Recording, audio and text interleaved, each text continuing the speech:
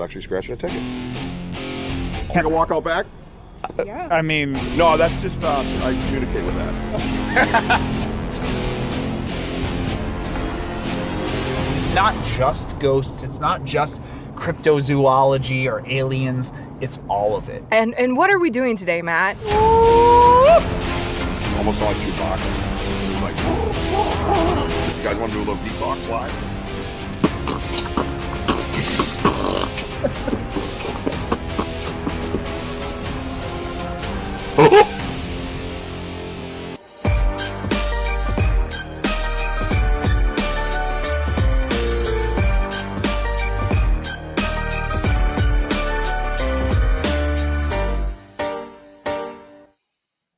Perfect intro. Look at that.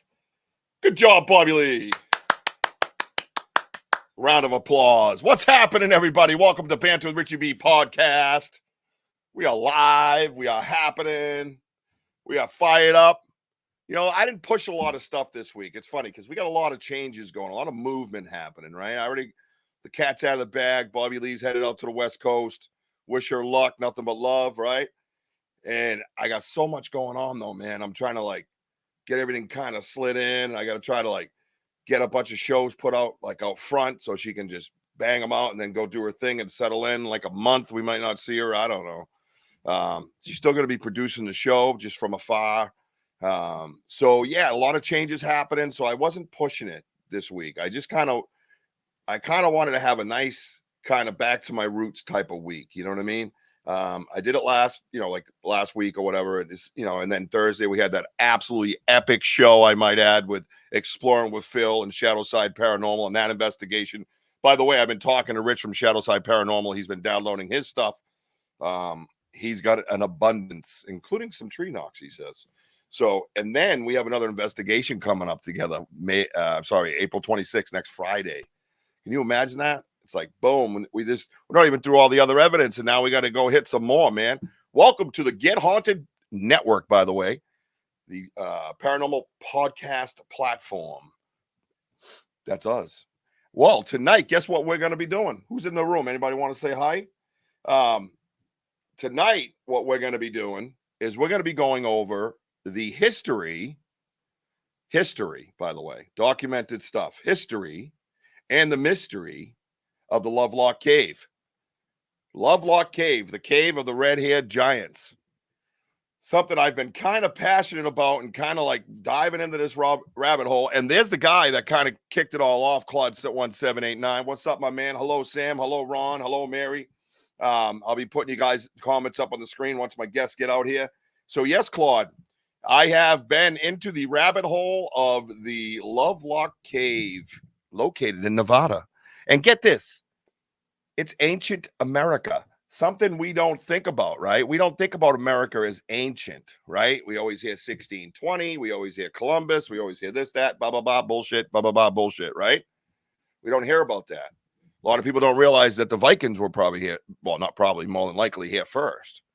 And it was up in Canada. And then you have the Knights Templar that came with them. You know what I mean? So, you got all these different theories, but we have an ancient America that we don't discuss. And I've been into the rabbit hole of Lovelock Cave, the cave of the red-haired giants, right? And the Paiutes, the Paiute tribe out there. There's quite a story behind that. And not only is it a story, there's actually documentation. A lot of people don't realize that there's evidence of this historical place and this historical time. We don't realize that. And some of the things that I was finding and what they found in the caves and stuff just kind of triggered me, man. So I got on the phone, right? And I call, talk to a couple of people, right? Of course, I got my boy Wojo. I had him doing some research, but, he's a dude. I don't know if what he researched. We're going to find out, though. We should have a test for him tonight, right? And then I reached out to a Bigfoot guru that has been on my show before, that has a kick-ass site, that is a kick-ass dude, right? He was on the show back about the huts that matched the huts that we found. Brian Terrell of Red Dirt Cryptid Investigations, right? I called him up and I asked him. And he's like, well, yeah, I'm kind of versed in that. So I'm like, oh, well, what are you doing? What are you up to? He's like, I'm actually packing for a trip, but I have some downtime. Perfect timing. Boom, bada bing. Brian Terrell is here. I'm super pumped to have him. You guys should be pumped too, by the way. So we're gonna dive in to the Lovelock Caves, and we're gonna talk about it. And anybody who wants to offer some historical facts, I know Claude's probably over there working already, getting ready to type. Right? Thank you guys for being here. I'm super pumped to have you. So that's what we're gonna do. And wherever it goes, it goes. And if it's just me and a couple of friends hanging out, I really don't care. I just want to have some fun and do a podcast. So that's what we're going to do. All right. So the other thing we're going to do, hang on. I got another thing. Where's Bobby Lee? Stop yelling. I got our watch. She should mute herself. Is she there? Is Bobby Lee there? Bobby Lee? She can't hear us. What if she'll swear? Oh, hey, you got me to stage. I wasn't ready. Sorry. Listen, I sent you backstage in fairness twice. Okay. Just because you guys were like, blah, blah, blah, blah, blah. We're still packing, man. Yeah, well, keep on packing, girl. Anyways, I was just telling them that we're going to be doing some, Sam's Pretty Paranormal yelling Bobby Lee. What up, Sam? Awesome. Sam, she's packing for the West Coast. So we just wanted to say, well, thank you. I know you got plenty to do. You don't have to hang around with us. You already went over the sharing the screen. And so I got to share a screen tonight because I have some articles that I want to go over with you guys about this subject. So we're going to have a nice in-depth conversation about the Lovelock Cave. So I just wanted Bobby Lee to say hello to everybody. And I know she's very busy, and I didn't want her to feel obligated to stick around. You know what I'm saying? Nope. Love you guys so much. Thank you. We have been a whole day of packing, and it has been incredible. Good. I'm moving to the West Coast in a couple days, so we're just trying to do what we can. Yep. Well, good. Have a fun, safe night. Make sure we obviously see you before you drive off. Yeah, absolutely. We all got to get some big hugs and stuff like that, and then update us obviously throughout your trip. And we will go over some safety things together, okay? Because that's what Big Brother wants to do. Okay. Sounds good. Thank you so much. Have a great show. Hello, everybody. I'll be listening in the background. All right. We love you. We'll talk to you later. Bye-bye. All right. Bye. All right. Well, with that being said, let's bring out the Woj. Oh, Wojo's here. Hello there, Banter B. Hello, folks. How you all doing? Funny, you were talking, but your face wasn't moving. There it is, moving now. Yeah, he's got some new energy drink, guys. I don't know what's going to happen tonight. Don't advertise. I can't. Yeah, look at it. Is that a regular size can with those big bear mitts you got? Yeah, actually, regular size. And oh my God, I'm looking forward to this. The Lovelock Cave, and yes, can't wait to divulge. Super pumped. Let's go. Let's bring on Brian Terrell, baby. You ready? You ready for Brian? Absolutely. Brian's a gift. A total gift. There he is. What? Oh, he caught him picking his nose again. Oh, damn. That happened last time too. I think he was knuckle deep. I'm like, sorry, sir. Yeah, it happens, man. Sorry, sir. Let's see what's going on here. Let's go. Let's go say hi to Digger's everybody. got to dig. Digger's got to dig. Get that dig, right? Vextasy's here, and that is Ronald from Florida. What's up, my man? What's going on, Ronnie? And we got Sam from Sam's Pretty Paranormal. Check her out on YouTube. She just put out a kick-ass new video. You'd be a fool not to watch it, right? It's like I said, anytime you hear, if you guys got social media or something, man, just throw your link up. No big deal. We share around here. Claude's here. He's the man right there. Yep. What's up, Claude? How you doing, brother? Mary Newbert, much love, girl. Let's see. Hey, Mary. Jeremiah, what's up, man? How you doing? Welcome. Welcome, Jeremiah. Welcome to the show. And Ron says, just doing my Saturday night BWRB. Bruins game on tonight at 8:00. Dude, I've made the initial stage. I'm like climbing up in the world. I'm the BRWB, yo.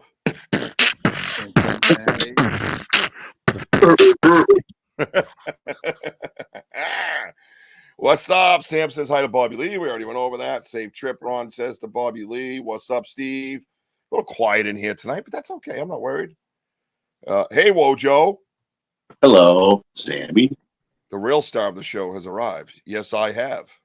Wow, that was rough. Smash that like. It helps for show, for shizzle. Go over and check out Sam's Pretty Paranormal on YouTube. Like and subscribe. And while you're there, like and subscribe to myself.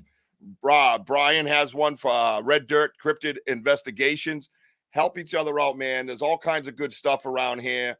Definitely go check it out. Everybody's got, just trying to make their way, you know what I mean? And share information. A lot of this is like Brian will tell you, we just want to share information.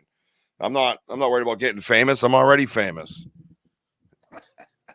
Well, I am. Jeez. Ask the police. They'll tell you that. Jeez. So hey guys, so what do you think of the topic tonight, huh? Love it. Love it. If you're just arriving, I saw a couple more people pop in. We're going to be talking about the Lovelock Cave in Nevada, considered ancient United States, ancient America. It was inhabited, they believe, somewhere around 2560 or something like that. Crazy, right? BC, before, like, hello. And this is stuff that they've pulled out of there. And with technology have deemed certain time frames, we got let's just start calling her the Court Peterson. So, she's on her second account. It's not Courtney. Hi, Courtney. How you doing? Courtney got in trouble again for posting shit, I bet. Court, you in jail again? Yeah, tell the truth. What's Safe up, what's dude? going. That's the dudette, man. Oh, Carrie Lynn Shelbourne, another great YouTube channel there. Make sure you guys go over and check her out. Check out her stuff. And anytime you guys want to pop a link in the comments, I will share it. Red-haired giants of Lovelock Cave. Woohoo! Love it. I love it, too. I tell you, once I get into these rabbit holes, man, they're tough to get out of. It's kind of funny, and it works right through my ADD, too. I'm like, I got to keep reading, you know what I mean? So it's good stuff, good stuff. Too.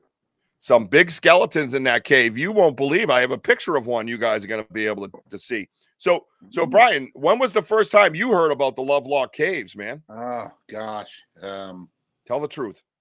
Probably 6 years ago, I'm guessing. Yeah. That's about time we, and I started really paying attention to YouTube. Alternate history has kind of been a side hobby of mine, because there's so much stuff that we've been lied to about, and we've had the truth hidden from us.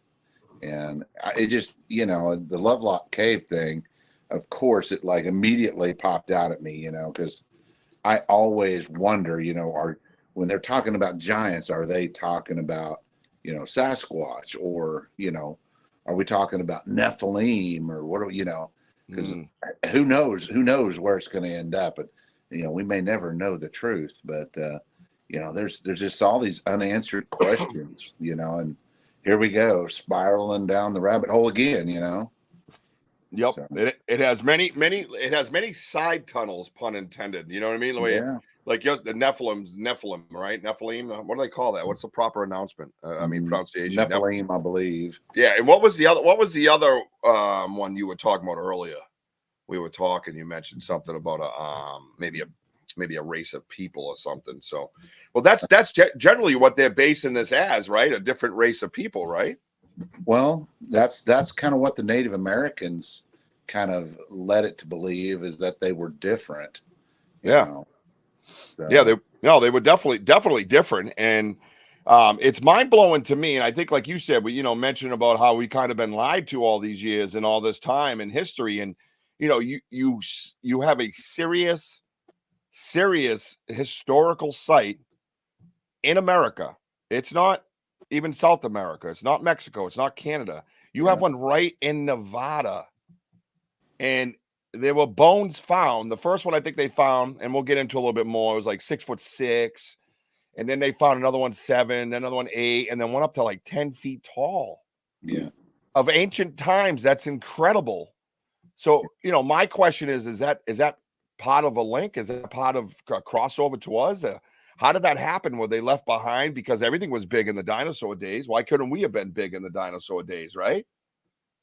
Right? I mean, think about that, right? I think we're just getting bigger. We are getting big. Well, Earth happens in cycles, my brother.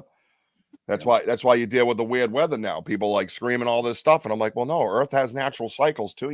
It has natural cycles. It's called the Ice Age.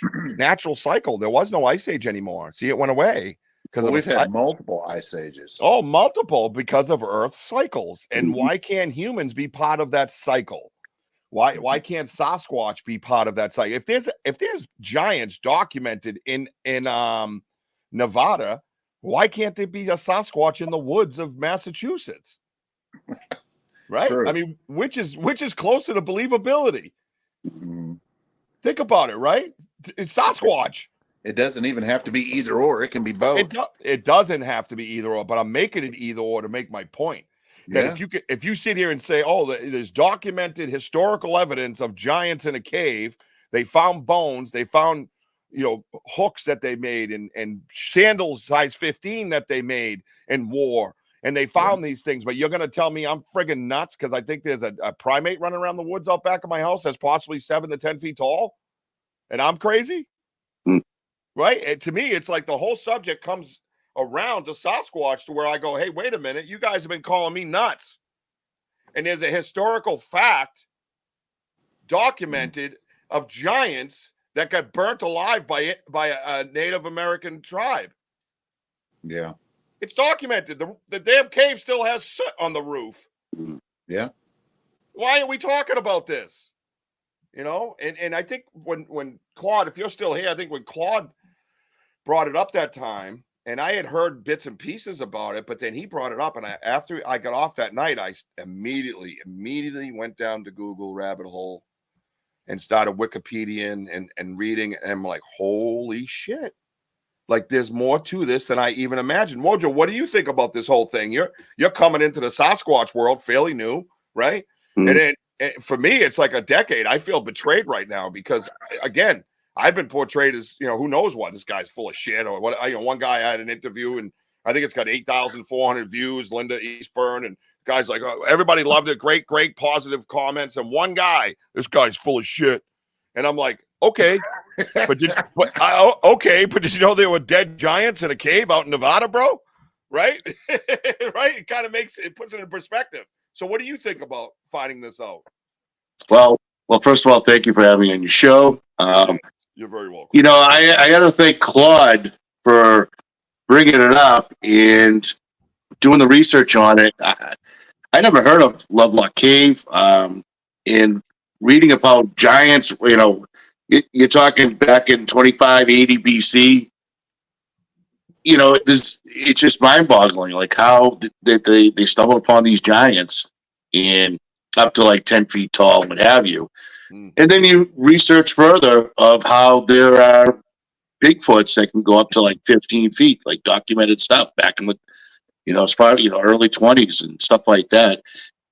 Now it's like, now coming with you into the woods and seeing what I'm seeing, and a lot of the tree structures and stuff like that. I mean, you got to be very, very tall, to do the things that they do. And it's like it's just mind boggling how this, like you guys were talking about the cycles, of, giants, and now we get the Bigfoots. I just find it very fascinating. So yeah, the Lovelock Cave, that is, doing the research on it. Claude, you were talking about, what's the word you used? Gigantopolis or whatever they're called? Gigantopithecus? Yes. I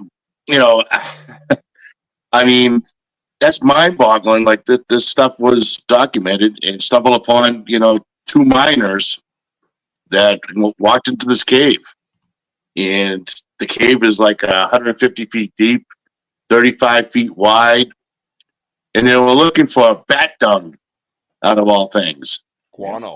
And then that's when they stumbled upon these mummies and these artifacts, which I'm sure you'll probably divulge into the of what they found. But I mean, it's just it's a lot of American history of these Indians that inhabited in 1000 BC. They were inhabited into this cave, and now in our generation, people found these mummies and artifacts. And it's mind-boggling.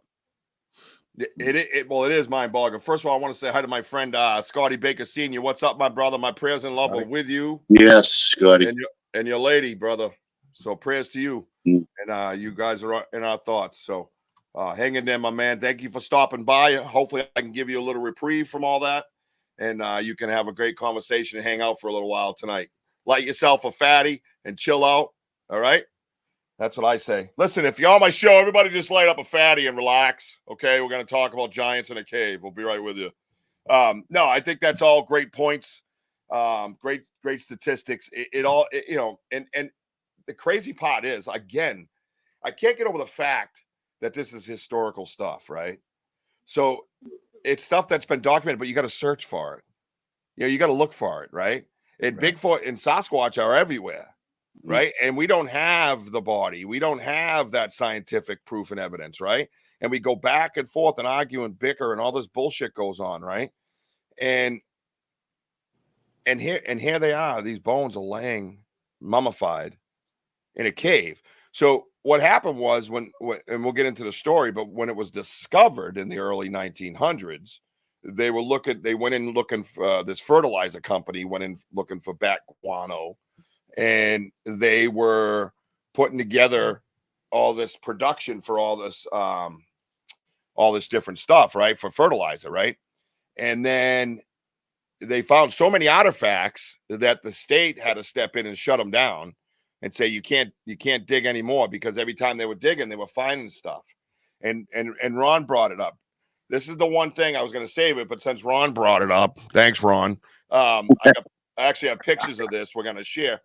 There were duck decoys in this cave. Now, whether the giants made them or not, there were so many inhabitants at one point or another over time, but there were still duck decoys. So even if the giants moved in way after 2580 whatever BC, they still left duck decoys behind, because afterwards it was kind of uninhabitable because it was burnt to shit. And I'm sure it was just soda everywhere. Maybe someone lived in it after. I don't know. But this research runs all the way up to like 1984 even, which is our time, which is our modern time. And they were still doing research on it even then. And, of course, now there's a museum and things like that. But I just thought it would be more prevalent. I just thought it would be more mainstream to have such a site and not have it like the Grand Canyon or, right. Not right or whatever, any other Niagara Falls, nothing. There's nothing like that. This place should be like the number one thing in your country to go see. Yeah, and it's not. That's mind blowing. That's mind blowing.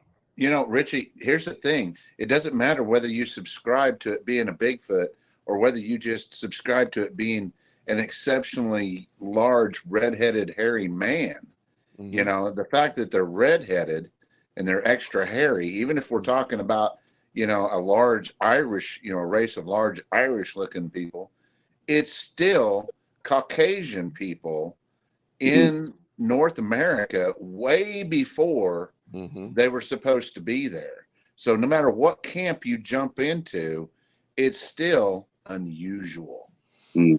But you see what I'm saying? You would think that they would be like, we need to research this like we did the that site that they've got up in Canada, where the they've done a full archaeological dig on that one small site where the Vikings had a settlement up there. I can't even pronounce what it's called, but they've done all this detailed research and everything, and over here we've got something that could be something similar, but well, we're not even looking at it. We're not, I don't even think you can go to the museum where the bones are stored and view.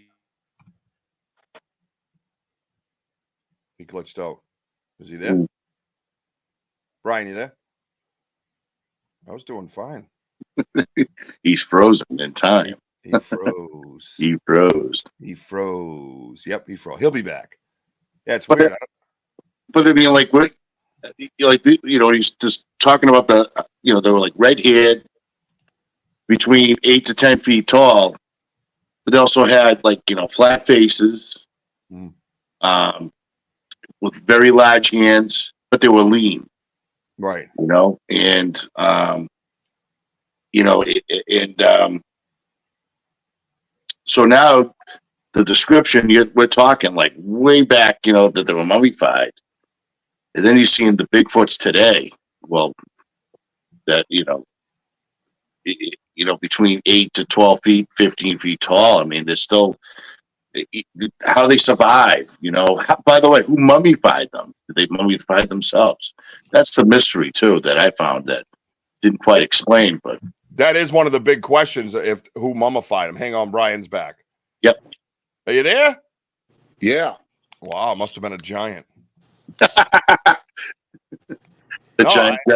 I was understanding what you were saying, and one of the points you brought up was about the Vikings, and I'm very much into the Oak Island investigation, and I'm into the Oak Island investigation not because of the treasures and all the shit that comes along with it. I'm in there because there's Scandinavian artifacts and stuff like that are being found, and showing that the Vikings were here like in 1000, 1100, AD or whatever, and the Knights Templar, they believe, kind of grouped up with them, where the Vikings helped them kind of hide these artifacts where they already knew there was land, which is in Nova Scotia, which is North America, which would prove everything wrong. The Pilgrims are bullshit. Columbus is bullshit. It's all bullshit. And then you back up to 2585, and there's giants living in a friggin' cave, and the Paiutes are burning them out. I mean, you got to, not then, but you know what I mean, closer to our time. And we're going to read the actual event so we get the time frames down a little bit better. But it's absolutely, to me, like you're saying, completely mind-blowing that this is not a great discussion. This is not a Mount Rushmore moment. It's ridiculous that this place isn't cordoned off to where we all can. I mean, you can go in and visit it, but you know what they do with that shit. Oh, here's a pathway. You must walk that pathway. Like, give me the goods, man. Give me the freaking goods. It's my country. I want to know about it. I want to know what was there, when it was there, why it was there, how it was there. Let's go. You know what I mean? Like, why isn't that happening? And to me, I don't understand it. You know, it's just more bullshit, you know, when it comes to like being in the know and all that, you know? So I think it's a lot more than just the bunch of academics trying to, you know, protect their investment in the textbooks that they've wrote. I mean, I honestly believe that there's more going on there, because the giants, biblically, you know, were, you know, related to the Nephilim. They were descendants of that. And I think that it has more to do with that than anything else, because that seems like a secret that would be worthy of protecting, not just a bunch of lazy history academics that don't want to rewrite the books. You know, there's got to be something going on there, because it's not just Lovelock Cave. I mean, there's burial mounds all up and down the Mississippi and all of its, you know, tributaries, where there are giant bones that have been recovered, and they just vanish. You know, they disappear to the Smithsonian, and they're gone forever, you know. Yeah, well, that's exactly. And, you know, there's a pair of brothers up here in Massachusetts, and I forget, they had a show on History for a while, and they were tracking giants. The two brothers, they're stonemasons. Yeah, that was a good show. Yeah, and they're out of Weston, Mass, and there's a site up in Weston, Mass. And as I think, and as I do this show, I'm thinking to myself, you know what? Let's chase them. Let's chase these different sites. Maybe us three together can do a series of shows kind of chasing these sites, because I want to know, and this is where, for me, it gets a little different, right? I talked to you a little bit about this earlier, Brian. If we're talking missing links, and we're talking Sasquatch being a primate, and we're talking this, and we're talking that, is this group of is not just this group of giants, but the massive giants, right? Because there wasn't a lot of them over there, so they say, but scattered all about there was, right? And it almost seems like their migrational, or wherever they lived or wherever they roamed, seemed a lot like Sasquatch, right? We have, like, Massachusetts, you got a couple of sightings here and there. You got blah, blah, blah, nothing too much up in the North Midwest because of, probably because of the flatlands. I don't know. But, and then you go out to West and you start seeing them again. Well, if you look at the history of the giants, it's almost the same type of setup where they're scattered. They're not like congregating, in New York City, hanging out at 10 feet tall, right? Same with Sasquatch. So that's my point. So I'm trying to find a tie-in. Well, there's a lot of similarities there, Correct. But probably the biggest one that strikes out to me is a lot of these burial mounds that they find are close to rivers. Everybody knows that Sasquatch they don't veer far away from water sources. I'll back to the old movie. They always follow the creeks, and I mean, what's going on there? I mean, I'm not saying I believe it's related. I'm just really curious if we're ever going to get any kind of closure on that and where all these bones went, and are we ever going to get a look at them? And is there a real good reason why they're hiding them from us?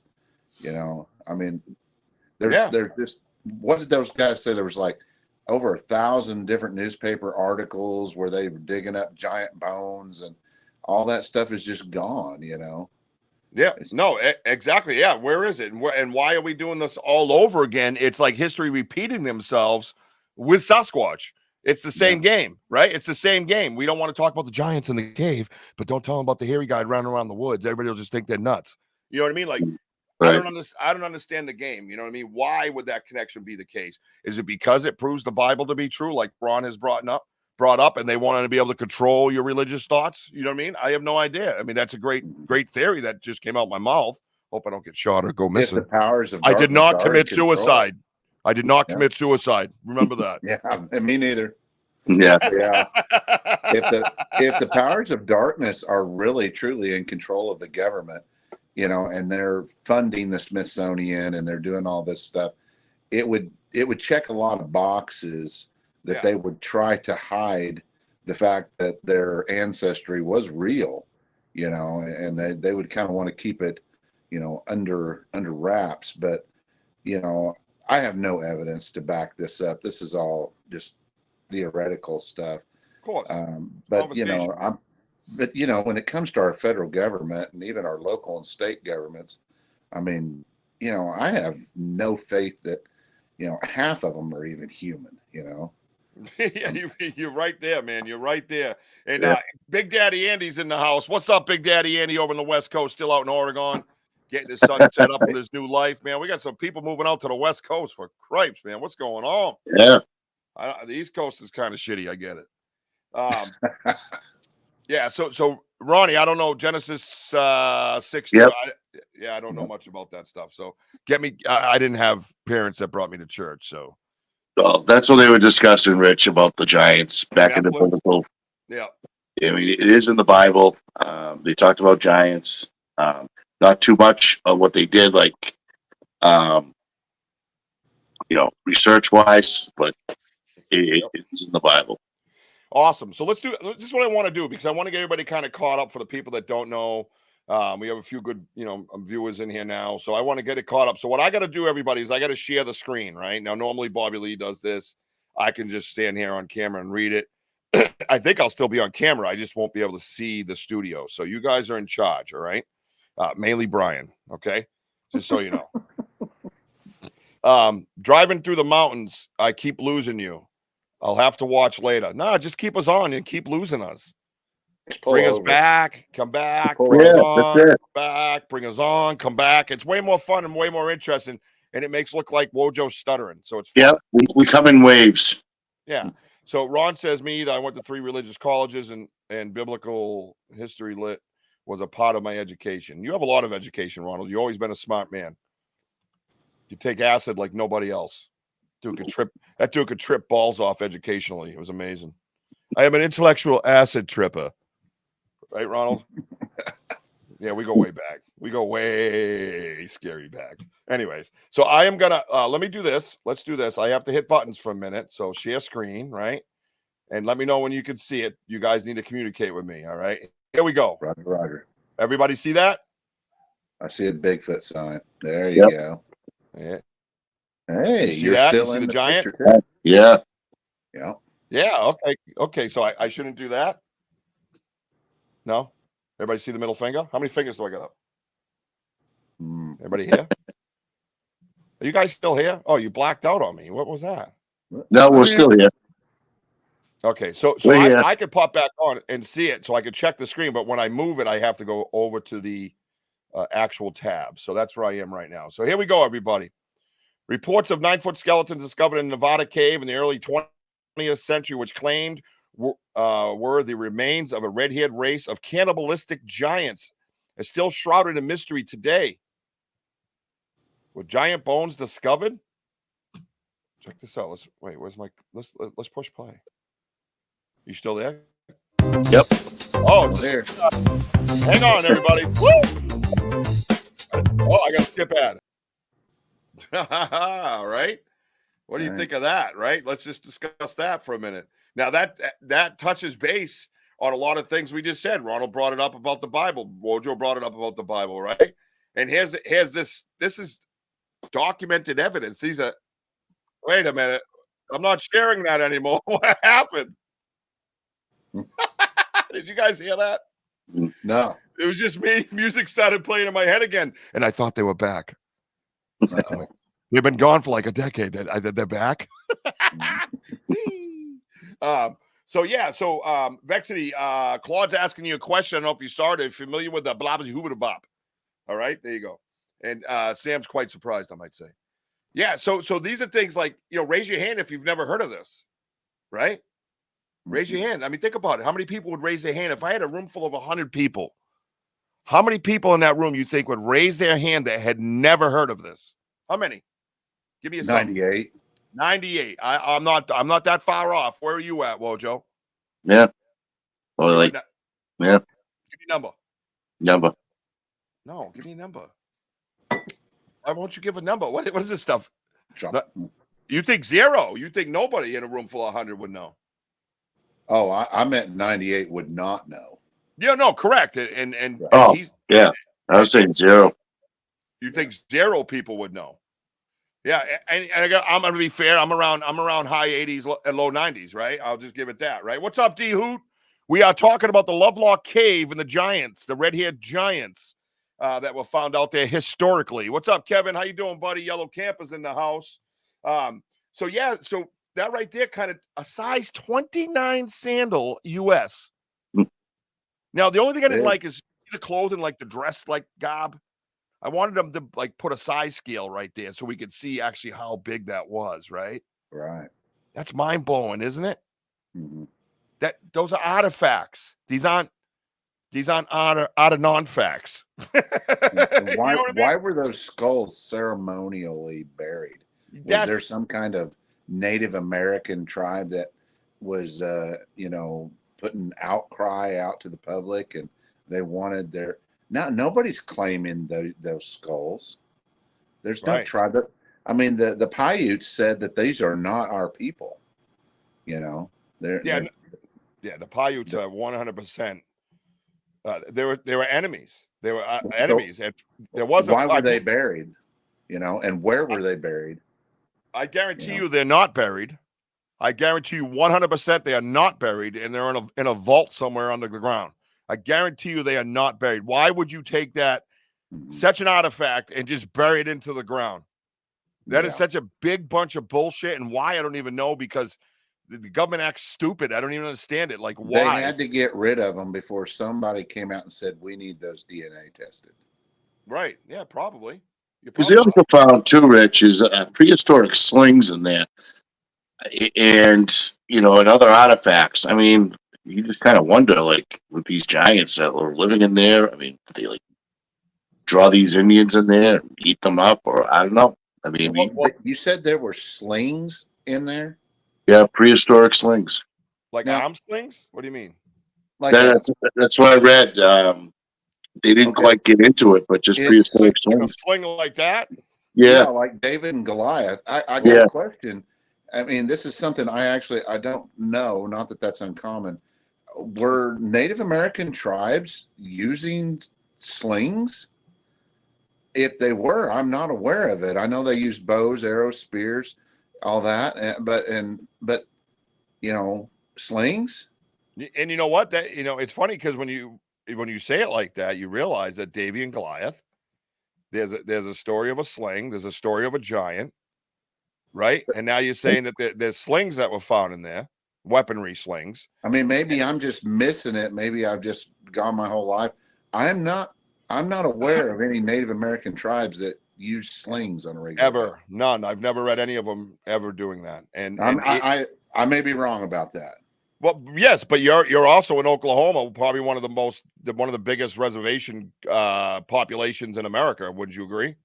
Well, yes, but So you would right. think that, you know, when Somebody you might see, bring it up. we see bows and arrows and spears, you know, all the Tomahawks. time put up Yeah. for decoration. Where's the slings? Yep. You know, You know what? It brings up another whole topic. Yeah, they were found in 1912, Brian. I mean, that was part of the research that I was reading. yeah. And I was like, prehistoric slings. And Mhm. I Oh, don't know. I mean, I got to thinking about something else, Richie. You know, we were talking about how the scientists were trying to say that the red hair was due to a natural part of decomposition. Right. You know, that woman, and I don't know her name, but she was a daughter of a Paiute chief. Yeah, we're going to read about her. Yep. She wrote that book. Yep. And the book wasn't specifically about the giants of Lovelock Cave. It was a book about all their native folklore. Yep. She's just trying to document her people's stories and oral traditions.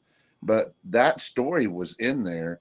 And I think she wrote that pre 1900.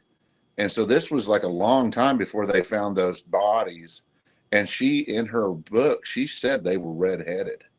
Which would debunk the scientists saying that it's because of the earth and how decompose. Decomposition. Yeah. Right. So yeah, that's a great point. Brilliant point that you bring up. That, and we're gonna read about her in a second, and kind of find out what that was all about. And yeah, you're right. That would kill that. The whole thing's out the window. So let's see. Oh, Dihu, yeah. So I'm gonna read the story a little bit further if you want to stick around or listen in the background. Explaining the cannibalistic theories that there is. So there is a theory of them being cannibals. There's actually the Paiute in the book that Brian just mentioned. She talks about that. There's actually a story in there about this one particular giant. I cannot pronounce his name. They gave him names, and they're afraid if he looked at you, you would die, right? Right. And then one time, I guess one particular time, he went to the house and took a baby and ground the baby up and ate it. And that's kind of what set them all off. You know what I mean? So Claude says possibly to vilify a race they killed, meaning the slings, I think is what he's saying. Possibly may have been fact.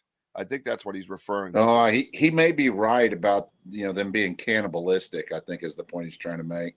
And yeah, I mean, hell, the U.S. government's been doing that kind of stuff for a long time. Yeah, right. Maybe, but I don't know. I mean, you may be right about that. Yeah, and Dihu, you're right, and that is all one of the last things, right? But so the story goes that these red-haired giants. Well, the scientists stepped in and said, the reason why we could be finding all the red hair on them is because when your body's decomposing in this certain environment, it draws in this red hue and it makes it appear to be red. So that's generalization of what she said. So that's why we're talking about the red hair. Yeah, well, exactly. That's part of the topic, that conversation we're having. I mean, once it was dead, it's changing colors, and it would have to be from the earth if it changed colors. But if I'm laying in red clay and decomposing, then I'd have to have gray hair in order for it to go red. I mean, I'm not a hairstylist or anything, but I'm just saying. I'm just saying. I know this hair is not going dyed red anytime soon. That's all I'm going to say. All right. So listen, let's get back to. I'm going to share the screen again. Everybody stick around. I want you guys to participate. Claude, you're more than welcome to come in studio, brother. I've been telling you I want you on my show anyway. So if you want to jump in, I can send you something to get you in here, man. I'd love to get your input. I'm not afraid to do that shit. We do things a little different around here, okay? So pay attention. Thanks for the catch up on what I missed. Yeah, I got you, D. No worries. I'm going to go over and share the screen again, gentlemen and ladies and people and humans and friends. Stand by. Let me see. We're going to share this. 3, 2. We have to go to the advertisement. No, I don't. I can go buy the advertisement. Hang on. Ready? So in 1911, people mining guano. You just heard that, right? Author David Weatherly, who wrote the writes about cryptids and the supernatural, told the History Channel that the findings included large human skulls, which we just read. The belief that giants once roamed the earth is popular conspiracy theory. Conspiracy theory? About how is it a conspiracy theory if you're pulling fucking bones out of the ground with 10 and 11 feet tall? How's that a conspiracy theory? How stupid. But there has not been any credible evidence that giants ever existed. What are we talking about here? This is what we're talking about, Brian. You see that sentence? That little paragraph? That doesn't make any sense. We're looking at it. There's bones. Yeah, we're looking at it, stupid. We don't have those bones anymore. They vanished. Yeah, they just disappeared. Despite this, many hoaxes included manipulated photos and videos and online. You see how they're doing this? They're doing this twist. Yeah, that's sad. Well, the government is telling them. Oh, yeah, telling them what they got to do. In the case of Lovelock Cave, in fact, other bones have been found nearby belonging to bears and mammoths. That's weird. Oh, okay. Everybody take a left turn. Quick, look, a giant. No, there ain't. Mistaken for those. Look at this. Mistaken for those of a giant. You see how this is? To the untrained eye. I just looked at skulls, bro. It's funny how you made them disappear, and then you put that paragraph in your report, right? I'm sure that's a mammoth skull. So yeah, right. No, it was a bear. Historian Adrian Mayer. Now here we go with this one. Wrote about the I believe it's called the Shite Ka or Shite Ka. Yeah, in her book Fossil Legends of First Americans, and highlights that the red hair of the giants could be explained by how hair behaves after death. There's the conversation, D. Who she explained that hair pigment is not stable after death, and that often it can turn a rusty red color over time. This is not turning a rusty red color over any amount of time, you dumb bitch. And he's been dead for 5 years. At least 5 years I've been dead. There's no way over any time. Dude, I'm not, come on, people. Why do they do this deflection? Why are they so desperate? They're written up more crap about the red hair and trying to explain that away. Yeah. It's mind blowing. I don't know. Can you see this screen right here I just brought up? Let me see. Nope, that's a different screen, isn't it? Let me see. Oh, so I'd have to go out. This is the one thing. Watch. So I'll go out to here. I'll stop screen. I got to go back in. Check this out, right? Hi, Cheryl. How are you? So that answers some of the conversation we just had, right? Of some of the stuff that just seems like a complete fallacy by the professionals. Smells bad. It does stink, dude. I smell something bad, and it isn't dead giants. Stand by. So then I got to come back out here, and we're going to share this. All right, everybody sees that okay? Yep, there it is. So here we go. If everybody's still here, I got some cool artifacts. Some of them you just saw in that TV shot with one of my favorites, the Star Trek man. Oh, here we go. I want to check out these. Now, this is mind-blowing to me, right? Look at this. Right? Humboldt Museum in Nevada, right? Let's see. These are the different decoys, right? Let's see. Lovelock Cave artifacts. Look at the sand. This is a sandal right here, right? That sandal's just unbelievable. Look at that. Wow. Isn't that crazy, man?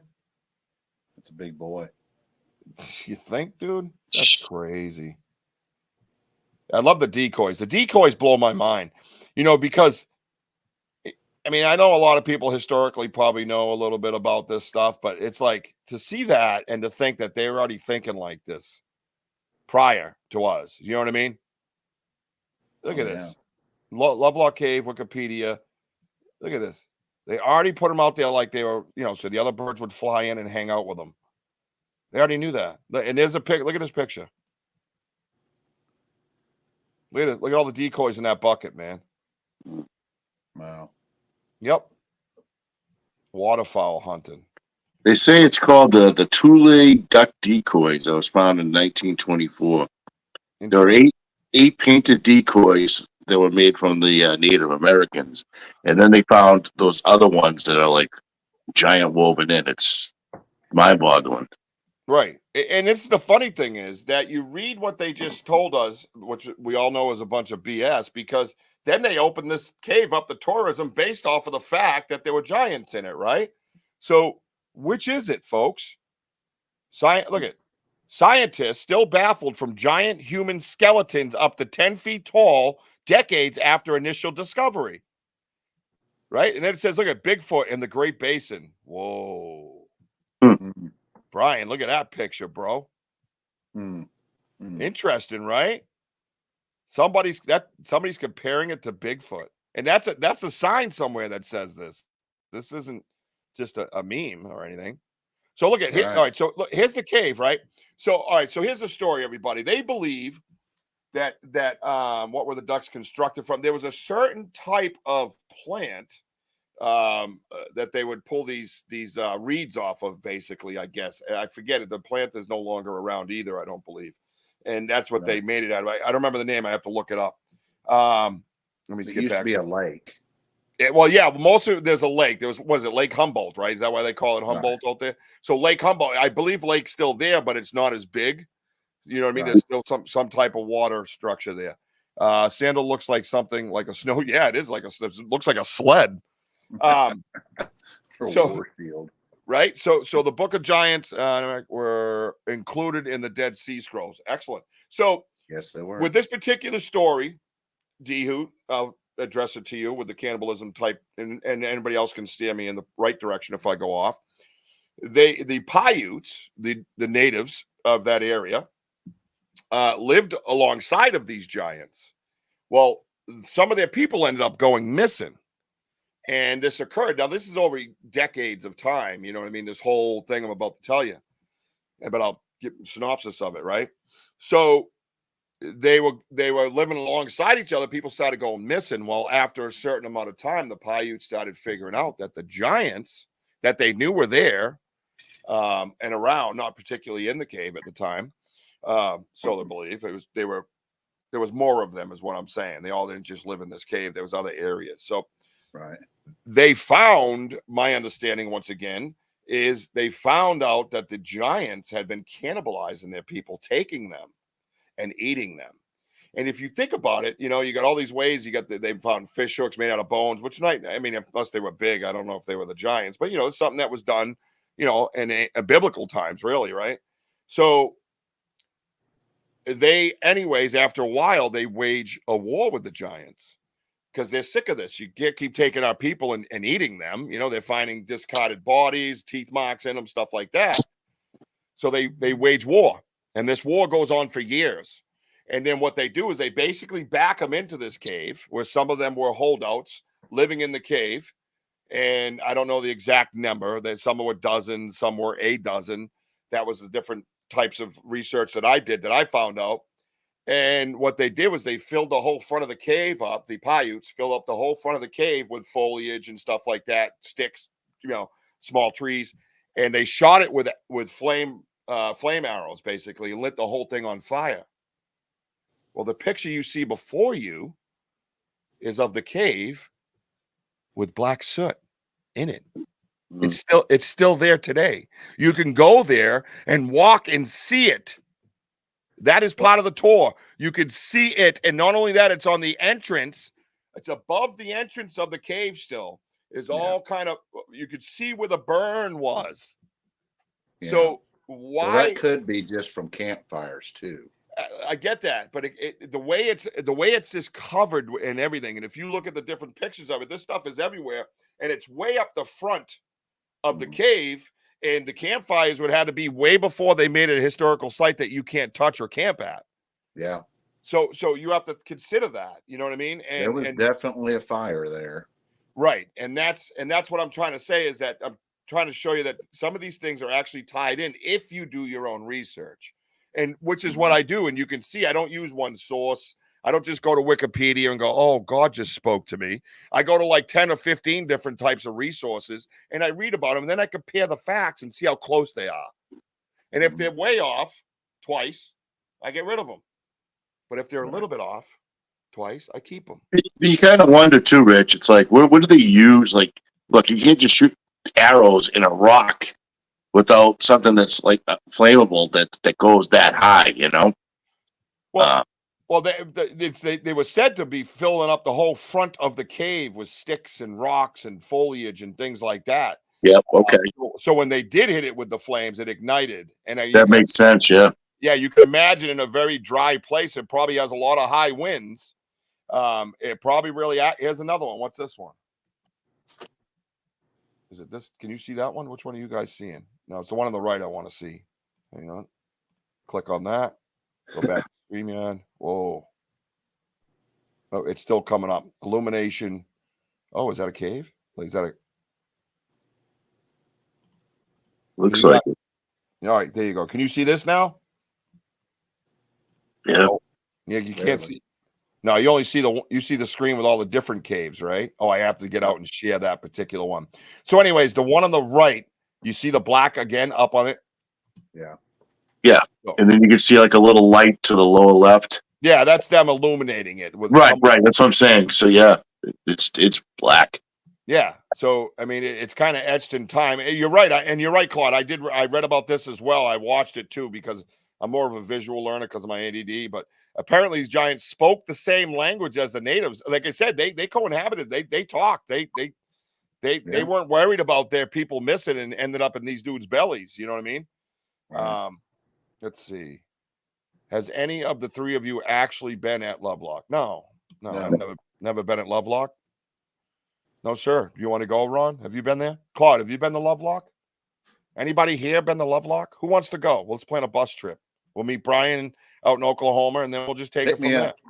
Yeah, we'll just swing by, right? And when we get there, we'll eat a bunch of peyote, and we'll Vaseline up, and we'll run around the cave together and try to see if we can connect with the giants. All right, via Jim Morrison. Woo! I'm fun. I'm fun. You just face it. I'm the fun one here. All right, here we go. So let me scroll down here. Look at all the different pictures of the cave, and again, over and over again, is what you see is the black soot. You know what I mean? So, right. It has a big picture right here that you can actually walk up on. Why is it doing that? Oh, because they're different articles every time. Yep, that's why. Now I get it. Whoa.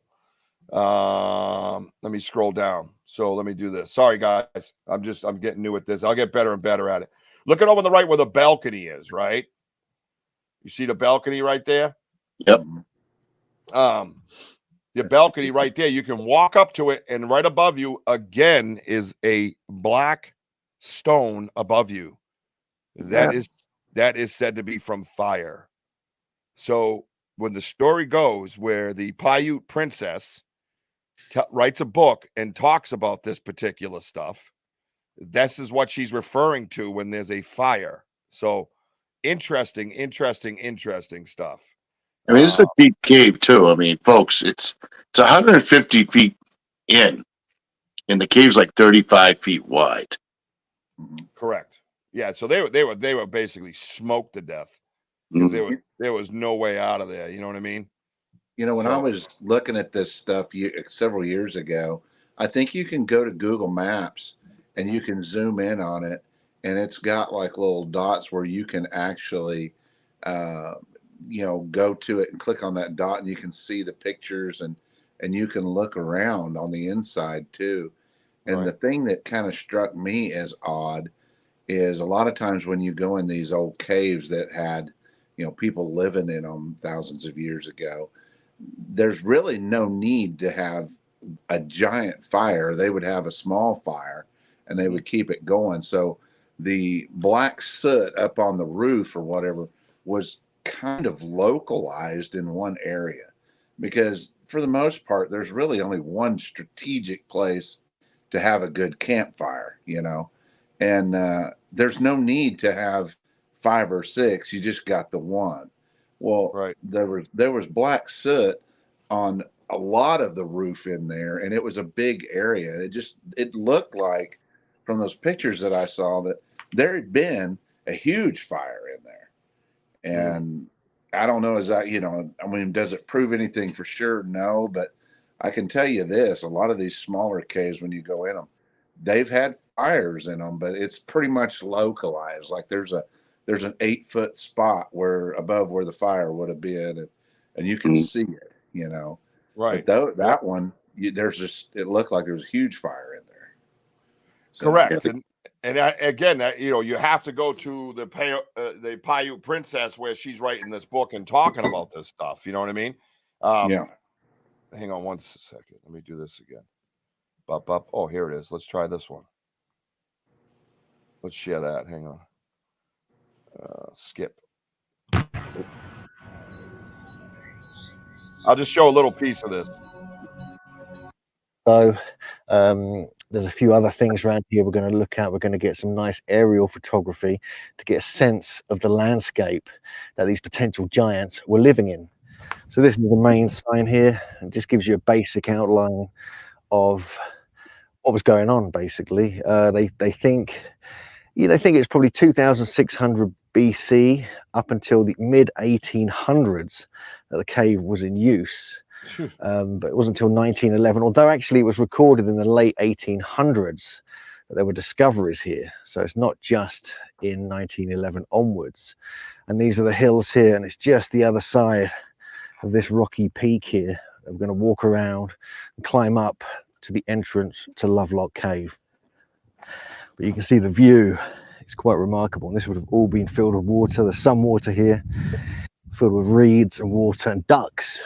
Yep. Many other wildfowl and fish. And that was the prominent way these basically so-called red-haired cannibalistic giants called the Saiti-Ka actually survived. Saiti-Ka. Okay. Just walking up around the edge here, they've kind of created this pathway.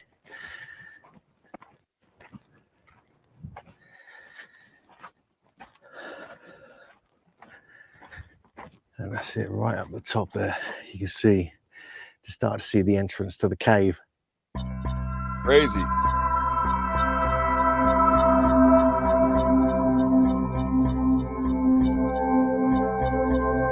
Huge moccasins, shell beads, even the wooden grasshopper we saw at the museum. 20,000 artifacts were discovered. Wow. Storage pits are really interesting. They were kind of different levels. This is where they kept all the artifacts, the decoys and other such things, and the sandals. They were covered with grass and then with stone. Because they were all at different levels, completely engulfed by guano, which is like bat dung, which you can kind of smell here already. It means they could date the area here, and they got the earliest date they officially got was 2600 BC. So let's head down into the main. Now you see that stone artifact that was there? Yeah. It almost looks like it's made with a handle, but it's big, like you can hit somebody with it, right? Did you see that? Did everybody see that? Like, think about that. So that answers some of the questions that we've been having and what we've been discussing.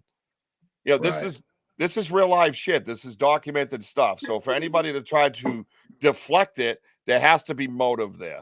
It doesn't make any sense. You're not going to do anything for your career when we're all staring at it. You know what I mean? So somebody else is doing something for their career because of that. You know what I mean? Damage control. It's something control, right? Control either way. Let's see. I'm just trying to scan through this real quick. Oh, here we go. Here we go. More accurately, tall, red-haired cannibals who were around this area where we're right now in Lovelock Cave. I'm going to read a little parts of it here which are relevant. Among the traditions of our people is one of a small tribe of barbarians who used to live along the Humboldt River. It was many hundreds of years ago. They used to waylay my people and kill and eat them. They would dig large holes in our trails at night. And if any of our people traveled at night, which they did, for they were afraid of these barbarous people, they would often fall into these holes. The tribe would even eat their own dead. Yes, they would even come up and dig up our dead after they were buried and would carry them off and eat them. Jeepers. Now and then they would come and make war on my people. They would fight, and as fast as they killed one another on either side, the women would carry off those who were killed. My people say they were very brave. When they were fighting, they would jump in the air after the arrows that went over their heads and shoot the same arrows back again. My people took some of them into their families, but they could not make them like themselves. So at last, they made war on them. This war lasted a long time. The number was about 2,600. The war lasted some 3 years. My people killed them in great numbers, and what few were left went into the thick bush. My people set the bush on fire. This was right above Humboldt Lake. Then they went to work and made tule or bulrush boats and went into Humboldt Lake. They could not live there very long without the fire. They were nearly starving. My people were watching them all around the lake and would kill them as fast as they could come on land. At last, one night, they all landed on the east side of the lake and went into a cave near the mountains. It was a most horrible place. My people watched at the mouth of the cave and would kill them as they came out to get water. My people would ask them if they would be like us and not eat people like coyotes or beasts. They talked the same language, but they would never give up. At last, my people were tired, and they went to work and gathered wood and began to fill up the mouth of the cave, this cave here. Then the poor fools began to pull the wood inside the cave until it was full. At last, my people set it on fire. At the same time, they cried out to them, "Will you give up and be like men and not eat people like beasts? Say quick, we will put out the fire." No answer came from them. My people said they thought the cave must be very deep or far into the mountain. They had never seen the cave nor known it was here until then. They called out to them as loud as they could, "Will you give up? Say so, or you will all die." But no answer came. They all left the place. In 10 days, some went back to see if the fire had gone out. They went back to my 3rd or 5th great-grandfather and told him they must all be dead. There was such a horrible smell. The tribe were called people eaters. And after my people had killed them all, the people around us called us Seydukara or Saitika. It means conqueror. It also means enemy. There are actual other translations here. So, you know, the passage we just read to start with was from Sarah Winnemucca Hopkins. But there are other stories that they were thought to be called flesh eaters, but the archaeologist who's the curator at Lovelock Museum, Bill Snodgrass, said it could also mean thigh eaters, or more famously, it's tula eaters, which is the type of reed that used to grow all around this area. But interestingly, Hopkins continued and seemed to have evidence they really did exist. I quote, "My people say that the tribe we exterminated had reddish hair. I have some of the hair, which has been handed down from father to son. I have a dress which has been in our family a great many years, trimmed with the reddish hair. I'm going to wear it sometime when I lecture. It's called a mourning dress, and no one has such a dress but my family." So there is traditions of these red-haired giants, and whether, you know, it's like the way when people die and this kind of heat, this kind of climate turns the hair red after a while. This has been the case. It could be the case, but I'm not so sure because there's many traditions of these live red-haired giants. You just told But you anyway, they were live and they were red-haired, bro. 22 years after the publication of our book, a very large creation. We're going to. What the? So, anyways, interesting stuff, right? I mean, that's nuts. And like you just said, he's reading a book from a woman who says they're red-haired giants. It's not just that they just burnt up and then all the hair just turned red. Everybody's. It's like, just, you know, she said they were red-haired giants. She said it. Well, she had a dress that was made out of the hair. Correct. I mean, that hair, that dress was not buried in the ground to get it to turn red. Correct. I mean, they made that dress out of that hair because it was so unusual. But the bottom line is, she called them red-haired giants while they were walking around. Yeah. Right. They were walking around, breathing and fishing and duck decoying and eating freaking Native Americans. You know, So another interesting thing that I got out of that I've never picked up on before is she said that her people did not know of the cave before that. Interesting. Which means that all the artifacts in that cave did not belong to the Paiute people. No, I mean, and you know, it's something like there is a time before and there is a time after. I just don't know what happened with the time after. You know, it kind of stops. The story stops with the giants, and I think that's some of the things that can cloud, you know, the facts, because maybe someone else occupied that cave. You know what I mean? I have no idea. And to have giants make regular sized duck decoys to get regular sized ducks, I mean, it makes sense, right? They're not stupid where they make because they're big, everything's big, and they're putting it in the water. So here it is. So as far as I'm concerned, There's enough evidence to prove that these things existed. There's enough evidence to prove that this is real. This isn't fake. We're not imagining these things, right? So this is so amazing. I'm just at a loss for words because this is huge information. You guys see what you did there? Yeah. Huge. It's giant information. Get it? Huge. You capitalized it too, made the letters giant. So my point is, being a Bigfoot believer, being a Bigfoot lover, researchers, things like that, I want to do this. This is what I want to do. I want to find out, like we talked, is there a link between these two? You know, there's all kinds of stories of people going missing in the woods as well, and you can't find them either ever again. You can look up missing 411 all you want and check that out, whether you believe in what's going on there or not, or you like the guy who puts it on or not, or whatever. You could do your own research and find that shit out, right? Right. Is there red-haired men out in the woods still? Is it Sasquatch? Where does that tie in? How does that tie in? And that's what kind of blows my mind. So I want to do a series on this subject, on the giants. I want to know, were the giants up in the Northeast brown hair, black hair, gray hair, white hair, and start trying to find, did they make duck decoys? You know what I mean? Like, where is there a connection? Where is that connection? So is it a missing link? Was it a Sasquatch and then slowly transformed into a human, but stayed the same size and then kind of came back down to size, so to speak, right? Is that how this works? Like, how does this work? Were they just a race of their own, biblically, and ruled the world and then just went extinct like the Mayans and everybody else, right? Either way, this topic here could go on forever, and I think it's worthy of a great conversation and a bunch of research. I don't know how you guys feel. Right. Well, it's definitely worth kicking around. That's for damn sure. Yeah. I mean, as Bigfoot investigators, right? Right. Rich, I'm going to throw you a curveball.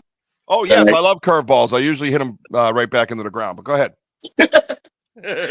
Well, there was a piece that I read. How much truth of it, I don't know, but it was part of, of what I was reading upon. They said that the Indians supposedly grabbed all the male giants and they killed them. But a few of the females survived, and later that they had them captured, and supposedly the northern Paiute men mated with them. All right. So do you remember I was having a conversation out Sasquatching one day, and I said something as crazy as that to you? I wondered one of the things I wondered about is if Sasquatch mated with Native Americans. And I thought it was you and I that was out in the woods, and I said that. It was kind of a bizarre statement and a bizarre theory, but I said, I'm starting to come up with this theory, and everybody might think I'm fucking nuts, but I'm already out here looking for a primate in the woods, so it really don't matter. Is there a possibility that something like this happens where, is this a Sasquatch, first of all? And they mate with the Paiutes. They lived alongside. That's why I was surprised about the cave, to be honest with you. They didn't know about it. And not everything's factual that the young lady wrote about either. I'm not trying to be disrespectful, but there's just some things maybe she just doesn't know, you know what I mean? Or theorized and wrote about it, right? So there is a percentage of not necessarily falsehood, but mistakes and things like that can be made while writing these things. But you got to take some of it into account and put it alongside the actual evidence. There is evidence here. There is evidence here. So I said that the theory of Sasquatch and Native Americans, because we all know they go hand in hand. They really do. And if you don't know they go hand in hand, do some research and you'll find out how dramatically they go hand in hand. Write down, I believe the tree breaks. I believe the twists and the directional type pointings and things like that. And the markings with Mother Nature.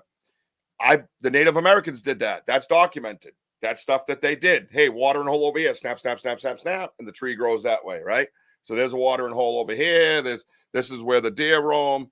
I can see that 100% being the case. I truly can. But yet, here we are, considering the fact that now we're seeing it bigger. Like I'm seeing trees this big, twisted 180. Native American can't do that. You know what I mean? So do those two theories run alongside to where the Native Americans taught Sasquatch, or Sasquatch taught the Native Americans, right? One or the other. So now you have the giants put into place, right? And now Wojo just brings up a point, which is a curveball. Might even be a slide knuckle slide ball, curve. Knuckle curve. So what is the source that you're getting that from? And who is specifically saying, hey, they had sex with giants? And how do they have the baby if the baby's a giant too, right? Well, he might just be bigger. I'm not saying he's a giant. I'm just saying a 14-pound baby in ancient times is probably going to hurt a little bit, bro. There's a few stories that come up from the Canadian across the Canadian border of women that were stolen, and I can't remember names, but I think there was a Cree woman that was stolen from her village and was used for mating purposes, and then she later on escaped. But she gave birth to a stillborn child, and that's pseudo documented. Yep, I know the story. Yeah, it's not a singular story. There's more than one of those type of stories where they were used for this kind of stuff, and some people even speculate that Albert Ostman was kidnapped to be a mate for that young female Sasquatch that was in that group. So, I mean, maybe it's possible. I mean, all I'm going to say is it is possible that there could produce viable offspring if they're genetically close enough to us. And we already have discovered that Neanderthals we didn't wipe out Neanderthals. We interbred with them, and now the Neanderthal DNA is within us, and it's part of what we consider to be modern Homo sapien DNA. So as long as they are close enough, they could possibly occasionally produce viable offspring. Yep. No, and to further the story, like the ending part was that these females, some of them did escape and avoided the arrows and what have you from the camp and never been found. But they have escaped. But I mean, I wouldn't doubt it, and I don't know. I just find this like fascinating, like science stuff. I mean, it's just like just reading all this stuff and talking about it. It's just mind blowing because it wouldn't pass me if they maybe. I mean, I don't know. The first thing I thought was if they're mating these female giants, are they trying to produce their own army to go against these giants? I don't know. That's like another thrown out theory, but I don't know. I don't. And what another playing devil's advocate here. If they were Sasquatches, it seems a lot less likely that the young men would be, eager to take one as a wife. You'd think that they would have some better options. Maybe they were just normal looking women. They were just larger. I mean, I'm just saying, I'd be pretty hesitant, your options would have to be pretty slim before you took that option. Yeah. The option C over here. That's right. But humans, people, that's a lot of beer, Brian. Yeah. But it's a wild night right there. Since the dawn of time, humans do weird shit, man. Yeah. You know what I mean? Humans do. There was the one in Russia that was held captive, right? I think you were kind of hitting on that in a sense too. That source that you got there, what is it, Wojo? I'm sorry if I missed it. That you just read. Where is that from? Gosh, you don't remember? I'm not sure the actual name of what I was on, but all right, well, look it up and get back to me. Don't come in here with any more of that bullshit unless you have a source. All right, right? Yeah, by Richie B. I mean, do not expect me to come up with any sources. I threw him out for not having a proper source. Oh my God, he's gone. And Rich, one other quick theory too. Going back to answering my question about the mummies, I just wonder, if they killed them.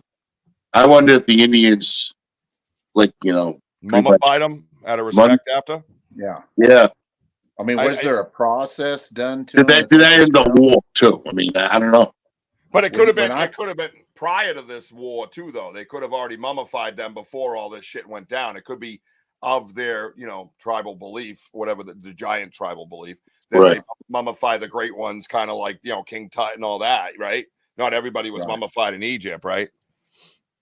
Go ahead, Brian. I'm sorry. I'm just saying though. That's what I'm kind of wondering is was there some kind of process done to them similar to what we're talking about over there in Egypt? Or because they use that term mummy pretty loosely. They talk about these Peruvian mummies that they found, but they haven't been mummified. Right. They just were very well preserved, and I'm Thank guessing you. That's what I was about to say. Yep. Yeah. Well, I think what I think about this particular discussion here, right? And again, Claude, where'd it go? Claude comes up with something. No, Richard, you were way off. Dotloff Pass. I'm very familiar with Claude, by the way. Very familiar with. I've read that story, seen all the reports on it. There's not too much don't have an angle on. But apparently, he says, Neanderthal males could not impregnate Homo sapien females, but Homo sapien males could impregnate Neanderthal females.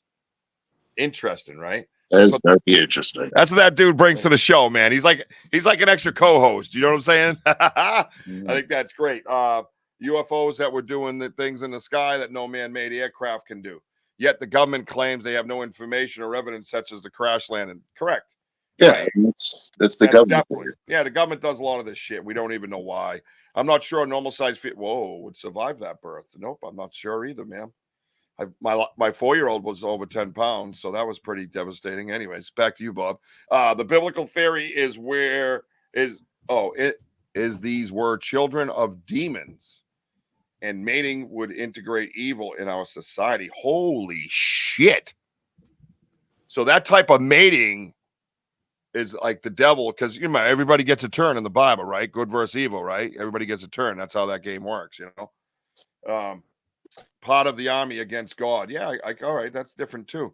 Sai says a container that is vacuum sealed in the right conditions can mummify without chemicals and keep their features intact.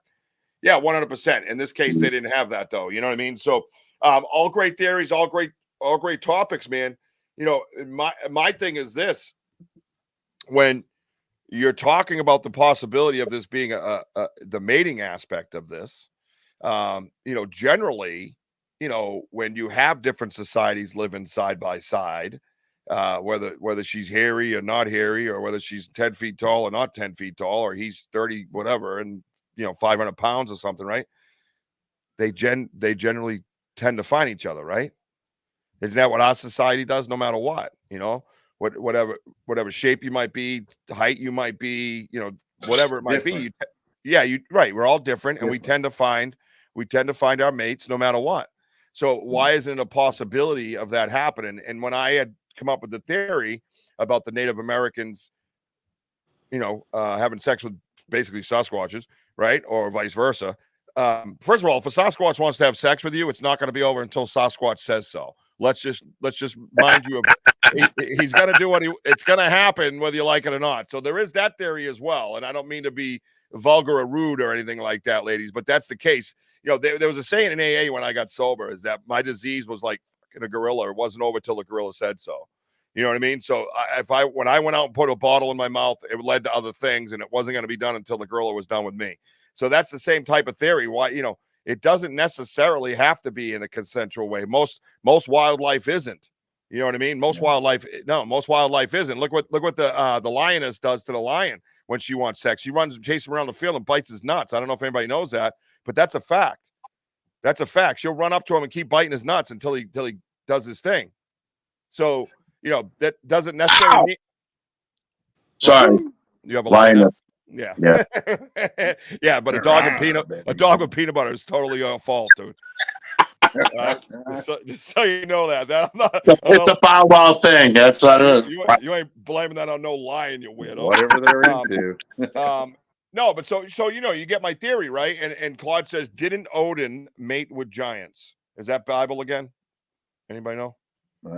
Odin wasn't in the Bible. I don't know what an Odin is. Odin is Greek god. North Claude, sky. Claude, Yeah. enlighten us, brother. You got to remember 1/3 were cast down, so procreating with humans would increase the number of legion. Woof, this is getting heavy. The giants came from the fact that angels mated with humans, correct? Because in the Bible, didn't God chain those angels and demons in the Euphrates River? Holy shit, look where we have headed. Somewhere, Sam. Listen, this isn't even a rabbit hole anymore. This is literally a rabbit cave. Yeah. Like this is like Well, this is a black hole.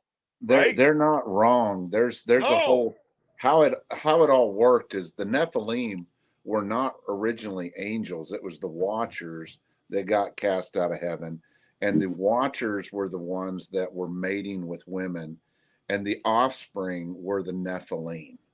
And demons are supposedly the Nephilim spirits that have died, and they can't go to heaven, so they're still here on earth, but they're more in spiritual form. But the whole Nephilim thing, they began and they just basically all of their kids started multiplying, and they started races. And according to the Bible, I believe there's somewhere between 18 and 20 different tribes of giants. And those were the ones that they were always fighting with. The Israelites were always fighting with them. But those tribes weren't just in the Middle East and around Israel. They like spread out all over. They spread out all over the continent, all over the earth. What it is entirely possible that what we see over there in Lovelock Cave is a remnant of some of these Nephilim tribes that made their way over there. I mean, red hair is, some people consider red hair to be a trait of the Nephilim, as well as 6 fingers and 6 toes, And so, I mean, whether or not that's true or not, I don't know. This is all hearsay and whatnot, but it is possible, and I think it's just as likely that they may have been like a remnant of some, I mean, it's 1/3 could have been Sasquatch, 1/3 could have been a Nephilim descended holdout of giant red-haired people, and maybe it's just a bunch of drunken Irishmen that got on a boat and they ended up over there somehow. I mean, it's possible that they're just plain humans, Right. and they were just different enough that the Native Americans, did saw them as different. And, because it wouldn't take much for a Native American to consider someone else hairy, a Caucasian. I mean, most Native Americans can't grow something like this. Right. So they didn't say how hairy, they just said hairy, know. Mhm. So, we've really got 3 different options. We've got the Sasquatch option, we've got the Nephilim, holdout, last holdout there. And then it could just be a bunch of, really large red-headed people that traveled there at a really early time. I mean, just because it happened before Christopher Columbus doesn't mean it didn't happen. I mean, hell, Christopher Columbus didn't even set foot on North America. Right. So there's so much more stuff that's been found out. And like I said, I've been when I started researching the Knights Templar, it became a rabbit hole to no rabbit holes for me. I'm still I can't get enough of it. I understand the story so well, and now I had been screaming about the Vikings in the background, like when you watch sports. I'm like the Vikings, and then all of a sudden now there's a connection with the Vikings because the time frame is just too ridiculous. Now the Vikings were tyrants in their own right, but they weren't necessarily a part of the. Well, I'm not saying they weren't totally a part of it. The Great Crusades, like the Templars were, right? So my point being is all this stuff is going on in the background. right. And someone yells 1620, Plymouth Rock, and Christopher Columbus, Puritans, and we're all like, what? Mhm. Yeah, okay, yeah, they look like us. I believe it, right? Mm-hmm. Right? But if I sit here and say, but if they said a 9-foot hairy giant was walking up and down Plymouth Beach, right? Then we'd all be like, no, I don't think, yeah, no, there's no way. He doesn't look like me. And that's the kind of mentality we're given. You know, sorry. I believe that Leif Erikson even had some encounters with Sasquatch. You know, some people say they called them Skraelings or whatever, but they described large, hairy, creatures that basically drove them back to their boats. And I think they even said they smelled. But, I mean, what would it really take? I mean, for a Scandinavian Viking to refer to somebody as large and hairy, I mean, who on the face of the planet, human wise, is hairier than a Scandinavian? Right. I mean, seriously, think about that. Right. Yeah, no, it's right. So it's right. They're running into it. But, a lot of people don't know it, but I believe that we had a constant flow of travel going to the New World prior to like 1100 or 1200 AD. And most people are not aware of this, but there was another mini ice age that happened then. But prior to that, Greenland was actually, not all covered in snow, and you could travel up through there. But then they had an ice age, a little mini ice age that lasted quite a while, but it wasn't as near as extensive as the one that we had 12,000 years ago. This one here, basically what happened is it drove everybody out of Greenland. And when it drove everybody out of Greenland, they no longer had that pit stop there. And that cut off the transportation route going to the New World for 200 years. Wow. And during that 200 years, they lost all of that. But there was people going to the New World prior to that. And a lot of people say that, that's where all the old maps and stuff came from, that people knew, and they whispered that was over there. And, just people knew that it was there, but then for a long time, it was just unreachable. And then by the time the little mini ice age was over and you could go back, well, nobody's grandfather had even been. So right. Who knows? Kind of like that ice bridge from Russia to Alaska. Yeah. Well, I don't know about. Right, and the time frame's a little bit different in that, but Of course, that's what I'm saying. And it melted off. Right, similar, very similar, right, and it's all of this together. You have to really start to consider all the possibilities and why I want to do a particular series on this, and I think it's a huge, could be a huge tie-in as well. Brian's walking again. Here we go, Wojo. Yeah, this happens. This happens when Brian's ready to go every time. And he's showing up that shirt. I love it. Hey, Brian's got to pee, so you're going on mute. Oh my God! I hope you turn. Rich, what's wrong with your show? People use the bathroom. People need a sandwich. What's going on here? All right, so if you weren't here Thursday night, one of my guests gets up and leaves, right? Walks away. And then I'm like, oh, okay. So I dropped him backstage, and he said he had to go to the bathroom. So he went to the bathroom. And then all of a sudden in the guest comments on the right, he's like, hey, I'll be right there, guys. I'm making a sandwich.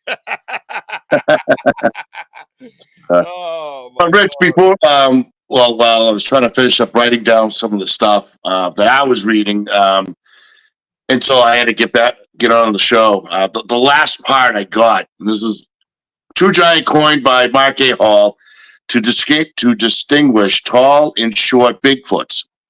There were reports from South Carolina, Pennsylvania, and British Columbia, Canada. True giants are said to leave four-toed tracks, which are 9 to 30 inches and 3.5 to 15 inches wide. Lean and red to dark brown hair with flat faces, no neck, and large hands. And the giants were extinct about 11,700 years ago. 11,700. Where is this source you're getting? I could probably find it again, but he didn't have a source, Brian. He had to go. Well, he better go to pee while he's at it. I hope you wash your hands. Oh, there he goes. Claude's talking to Ron. I believe the King James reads, the sons of God saw that the daughters of men were fair. I'm not remembering the term angel. Damn I could right be wrong. they were. Yep. So, Brian, you were so good with history. I love this. Yeah, no, excellent. Listen, I'm the one who sits around all day trying to figure out what the guests are going to be. All right, Sam, I did that. Thank you. I'm just kidding. Never got any damn credit for my own show. This is bullshit. And if you remember what Richie said at the very beginning of the show, we got the Bigfoot guru, Brian Terrell. He is a guru in a lot of things. Listen, that's why I enjoy sitting here talking with him. Yeah, when you do a show like this, you kind of sit around and think, and you got to try to link up who can do what, and and who knows what. And after just talking to Brian a few times, I had a feeling he might have something on this subject. Is he frozen? And great comments by all the people out there too. Yeah, the comments for the guests on the it's side, just phenomenal. Man. So anybody on the side, give me something on the side. Tell me that you want me to pursue this investigation further and do this research. Anybody else? What do you want to do? You want to put everybody just do that stupid dumb emoji I hate, and then let's see how many people we can get interested. And then maybe we'll have Claude come in with us three next time. Claude, if you're interested, you come on stage with us because you were the one who kind of brought up the whole Lovelock Cave thing, and I have a feeling you might know a few things about it. If you're comfortable, you don't have to be on camera. You can do audio as well, however you want to do it. But I'd love to have you as a guest on my show. You can sit with Brian and Wojo and I. We'll have to see when Brian's free. He's got a bunch of stuff coming up. So I would love to continue the research of this and move it to a different site, perhaps. Or maybe, here's a theory. We all come back to the show with our own site that we've researched thoroughly. So Ryan goes off, he finds one, blah, blah, blah. He researches it, make sure it ain't the same as mine. I'll just tell him, where it is. And if it isn't the same region, then we're good. He can go study his. I don't want to know nothing about it. I'll study mine. You don't need to know nothing about it. And then Wojo, you can study yours. We don't need nothing about it. We come back and we do a show like that. And everybody gets to participate. You can present pictures or whatever you want, articles or however it might be. And we can put them in the StreamYard. And we can have a nice discussion about this because I think it's something that has to be visited as a Sasquatch Bigfoot researcher. When you start thinking of different theories of how, who, what, where, and when, this is the places it brings you to if you're a hard thinker. I'm a hard thinker, man. I can't just look at something at face value. I have to look behind it and beyond and try to figure out how the fuck it just walked up to me. You know what I mean? Bless you, brother. Bless you. Thank you, Sam. I wasn't fishing for compliments, but I will sure as hell take them. Thank you. It's just, it's all about networking and making friends. Brian, I consider a friend of mine now. I talk to him, not every day, but I talk to him. He's a friend of mine, man. And same with the Burks, Patty and Wally Burke. Love them. You know what I mean? Yeah. They're friends of ours, So you make these friends, and Mike Trainer and Dave McCullough and Matt Moniz, these are friends of mine. And then you can kind of categorize what you're talking about, and then kind of put the people in the right places. And I think after talking with Brian, I said, I was kind of like, you got to know something about, have you ever heard of Lovelock Cave? And he's like, well, as a matter of fact. So anyway, so what we're going to do is that's what we're going to do for another show. Brian, you're going to let me know your schedule. I know you got a lot coming up. Tell everybody where you're headed, bro. Tell everybody what you told me. Where you go and what day, when is this happening? Oh, are you talking about this weekend? Oh, no, not this weekend, buddy. The dream trip. Oh yeah. I'm going to go this summer. I'm going to go to Colorado, and I've got some Bigfoot hot spots. Keep talking. I've been digging online, and it's kind of hard to find, but I've got some spots, and some of them are pretty damn remote, and I'll probably be up there for about 2 weeks, 2 different locations. But once I get done, I think I'm going to go up to Bailey, Colorado on my way out and check out that Bigfoot outpost museum up there, and maybe get me a sticker from that place. Slap it on the back of the Subaru, so yeah. And you're talking a couple weeks, and you're basically gonna camp out. You might stay at a hotel one night here or there, but you're basically gonna be out in the woods, camping out on your own, doing some Sasquatching, right? Well, and one of the guys on my team may go with me. Yeah, so, right. But either way, that's what we call badass boots on the ground. Yep. That's badass boots on the ground shit right there. And hey, listen, man, Claude, I get it. I know I've caught on the paranormal is more your wheelhouse, brother, but you brought this subject up. You did this. You did this to me. This is why we're here. You did this, Claude. Your ass is coming in here. But no, you could jump on a paranormal show too. But when this comes up, I want to be able to reach out, hopefully, to you and send you a message, maybe via YouTube or however, and have you jump on. You know what I mean? Ron would be another good guy to have on something like this as well. You know, if he doesn't do that weird talking shit with a picture of his puppy. Trying to get hot chicks, so he doesn't put a picture of himself up. He does it with the puppy. You weirdo. Oh, yes, manipulator. Yeah, D-Hoot. So gotta stick with what you works. guys not believe alien sources are involved with this? I keep hearing about aliens and Bigfoot. I'm not totally sold on the alien and Bigfoot thing. Is it? I mean, many people get abducted. Why couldn't a Bigfoot? You know what I mean? So it could just be, you know, I don't see it as an elemental. Some do. Ernie Pack and them, they have a theory on that, and it's a good theory. I truly get that, but there's no evidence. I'm just not there yet. That's all. Whatever. I'm not there yet. I'm open-minded to everything. I'm sitting here talking about fucking giants in a cave in Nevada that nobody seems to friggin' believe or want to talk about, but I'm here talking about it. So I'm very open-minded, man. You know what I mean? So yeah, anything is possible.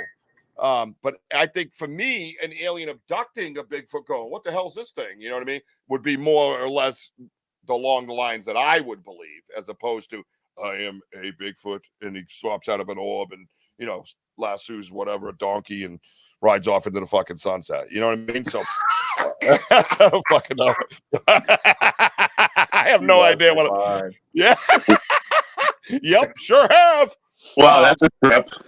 Yeah, that might have been from the peyote. Right there. That's the peyote, baby. I will take with my coven to get permission. If they're good, it will be my pleasure. Oh, yeah. I don't know what. I have no. It sounds like you walked into a brothel. I don't know. Is that Bible stuff? I don't know. I don't mean to insult anybody if it is. So would the sons of God be? Oh, yeah. You guys having a side talk? He says he doesn't have a webcam, dude. Just be quiet with that. You got a cell phone? You got a cell phone, yeah. Yeah, you got a cell phone. You don't need a webcam. Liar. But I'll tell you, but you know, Claude, you know, the Lovelock Cave, I mean, I never heard of it. I was blown away by like researching it. I thought Richie has a great idea of putting this on and just divulge into it, and then try to follow that history. Yeah, you know, to go way back, you know, in BC until now. I mean, why are these somewhat giants are still around? These hair giants. I mean, which is Bigfoot right now. I mean, but I think it's a great discussion. I think everyone had great questions, and you know, and that's what we're here. We're here to banter. We're here to pick each other's minds about it. You know. Yeah, let's see if we can get that correlation, and see if we can get that little trail of breadcrumbs that could perhaps lead to something like a Sasquatch type theory. You know, let's see if we can do that, and that's what we'll do. I'll reach out to everybody. We'll get a date set. Once the date's set, then you know what, you have time to research. So we're not even going to talk about the research yet until we have a date set. I think that would be safest. Of course, you can research whatever the hell you want. I don't access the thing with my phone because GPS triangulation. I can't with this guy. I can't, man. Ronnie, I've known you how many years, bro? Like 37, 36 years? Really, bro? I don't think it's going to tell you where you are, bro. I mean, Ron. Yeah. Nobody gives a shit where you are. Just listen. I don't. What do we do with him? What do I do with him? You're a very smart man, and I would like you to offer your intellectual mind to come into the studio and enlighten everybody. You're a great guest on the side.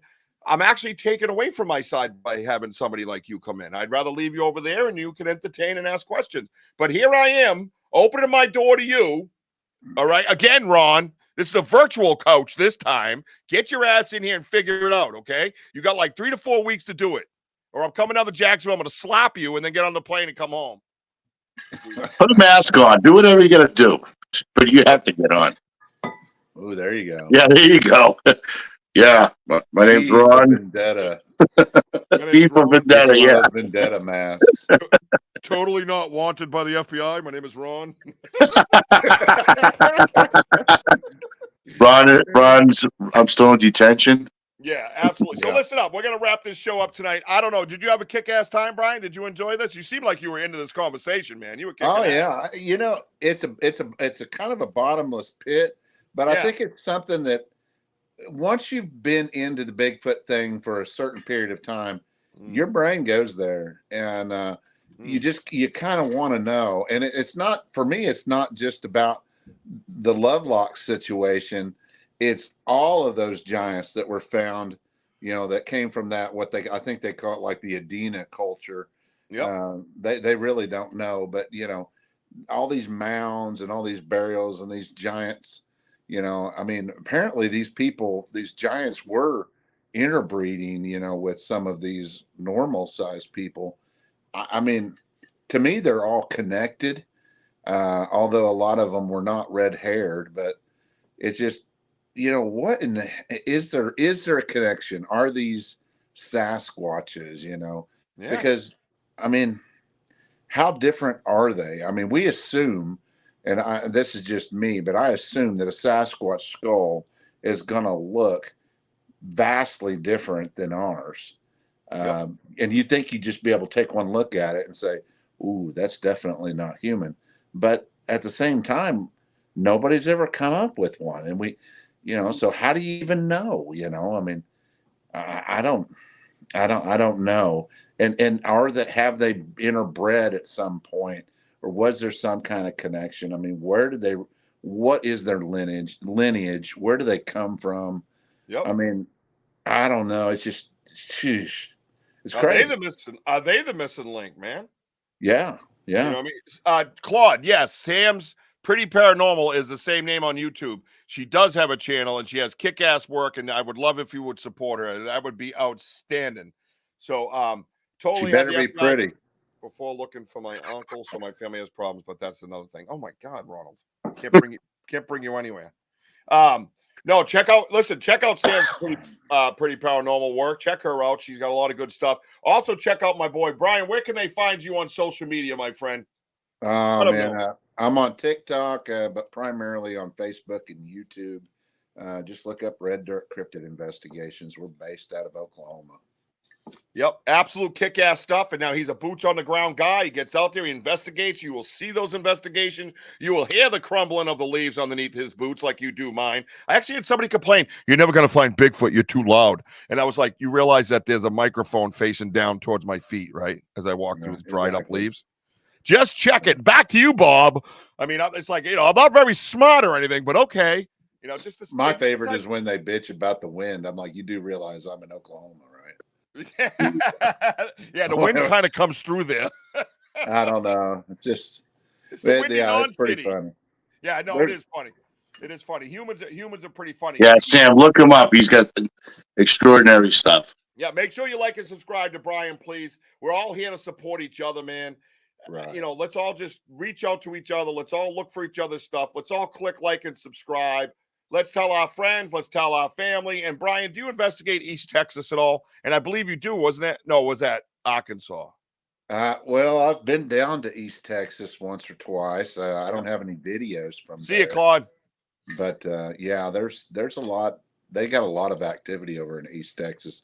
But yeah, I go into Arkansas, and every once in a while I go into Missouri, but primarily Oklahoma and southern Kansas. Who calls Missouri? Not me. No, but who? Who would it be in that area? Missouri. Is it? Yeah, I'm over here. I'm in Missouri. What? I don't know. I don't know what they call it. I know there's a big argument over Arkansas and Arkansas. So. Oh, okay. All right. Beth is late. You have to watch the replay. It is about the Lovelock Cave and the Giants, Beth. I'm sorry that you're late, because you actually have a lot of great questions and stuff last time. And I always love that stuff. Sam just subbed to Brian. All right, good. Thanks, man. Let's see. Big thicket area in Far East Texas. I know where that's at. Okay. He knows where that at, D-Hoot. What's up, D-Hoot? Probably my neck of the woods. Call it that. Can you rewrite that and at the end have y'all, please? You beat me to it, y'all. Easy. Yeah, and could you redo the sub thing to Brian's and say done sub to you, Brian, please? Done. Yeah, done sub to you. What'd she say the other night? Done ate chicken and something, and now I don't feel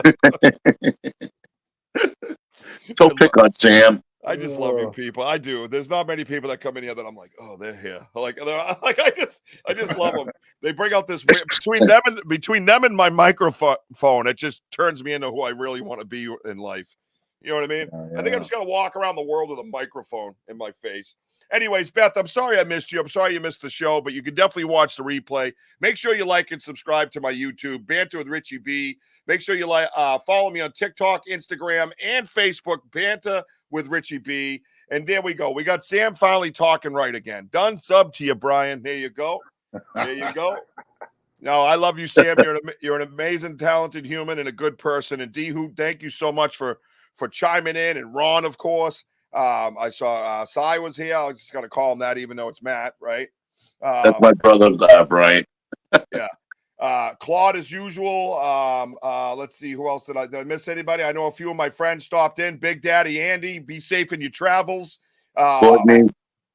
Let's see. A lot of good questions today. I just want to make sure I include everybody. I know Scott Sr. was here. Scotty Baker Sr. My boy Kevin Steve stopped by. My girl Mary, I love you, Mary. Mwah. I just want to say on my show on this Wednesday is my son in heaven's Jack's birthday, and I don't want to bring everybody down, but I always want to recognize him. He would have been 2 years old on Wednesday. I just want to say I love you, Jack, and happy birthday. And thank you all for being here tonight. I hope you enjoy this subject because we're going to bring more of this subject to you. And I want you guys to do your own research and bring some shit to my show. That would be really cool. You can submit. They could submit things to me before the show, and I could bring it up during the show and say, this is so-and-so's research. Let's check it out. So different little angles we can take to have some fun together, okay? Thank you so much for that, Sam. I appreciate it. Yeah, and go Bruins, as Ron says, because the Bruins are playing. And look at Mary. Oh, you beat me to it, Mary. Wojo, what do we say on the way out the door? Buy the merch. Thank you, everybody. Have a good night. Be safe. Don't shit on each other. Be good to each other. Talk to you soon.